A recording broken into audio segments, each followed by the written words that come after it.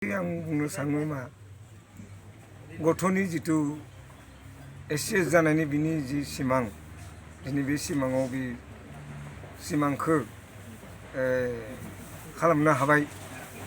मोगथाङाव खालामनो हाबाय बेनिखायनो बे गथ'खौ आं धन्यबाद होदों आंनि गथ'नि लोगोआव आं सानो आंनि अर्थनैतिक समस्या जियानो दाजाया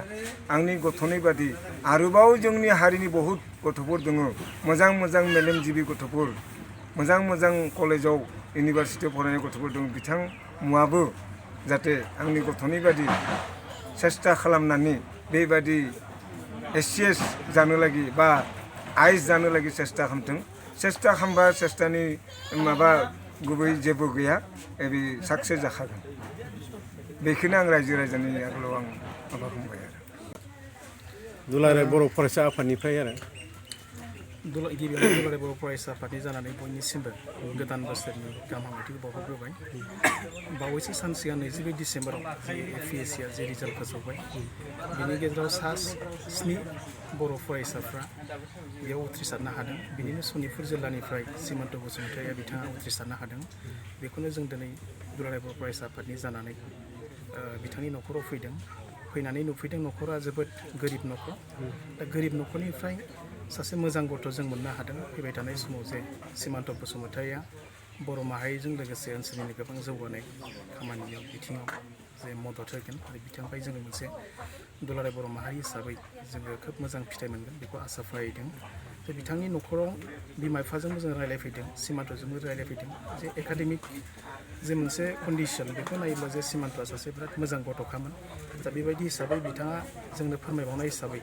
जे बिथाङा बेखिनिखौल' गोजोनाखै जे बिथाङा फैबाय थानाय इउपिएससिनि थाखाय जोबोद नाजाबाय थादों जे आफा अबंगसेया जाहाथे बिथांनि जि मोनसे हास्थायनाय बा सिमां बेखौ सासे आइएस अफिसार महरै जाफुंसारनायाव मदद होगोन आं बेखौनो आसा फारिदों दायो दुलाराय बर' फरायसा आफादनि जानानै जों बिथांजों लोगोसे बिथांनि बिमा बिफा आरो बाय बाहागिजों लोगोसे जोङो ओनसोलनि बा गामिनि साफ्रोमबो रायजो राजाखौ जों साबायखर बावदों जे बेबायदि मोनसे गोरिब न'खरनिफ्राय आरो गोग्लैसोनाय ओनसोलनिफ्राय दिनै एस.च अफिसार खालामनो जे बिथांमोना जि बिहोमा होबाय बिनि थाखाय दुलाराय बर' फरायसा आफादनि जानानै खनसेबो बिथांमोननिसिम साबायखर बावदों दे आसामनि गेजेरावहाय 135 रेंक मोननानै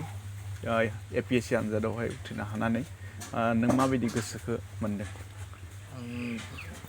बिराद मोजां मोन्दों बेखौ मोननानै आं एक्सपेक्ट खालामाखैमोन जे आं एसे गाहाम रेंक मोनखागोन होननानै आं एक्सपेक्ट खालामदोंमोन जे आं मोनखागोन खिन्थु एस.च आव 135 रेंक मोनगोन होननानै आं सानाखैमोन आरो आंनि साक्सेसनि खोथाखौ आं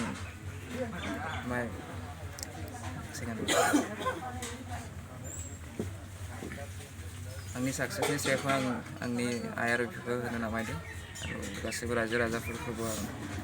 थेंक्स बुंखांदों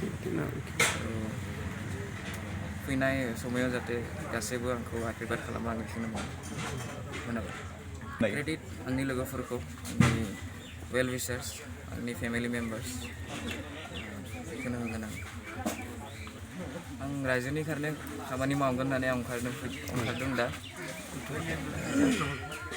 नेक्स्ट जेनेरेसनखौ आं इन्सपायार खालामगोन होननानै आं आसा खालामदों आरो जे सोरबा हेल्प नामायबा आं बेखौ खालामगोन होननानै आं आसा खालामो बिसोरखौ आं बेनो बुंगोन जे हार्डवर्क खालामबाय था साक्सेस मोनखागोन बिदि जेबो खोरां गैया जे हार्डवर्क खालामबाबो माने साक्सेस मोना होननानै टाइम नांगोन खिन्थु खालामनो नांगोन हार्डवर्कखौ कन्टिनिउ खालामनो नांगोन साक्सेस मोनखागोन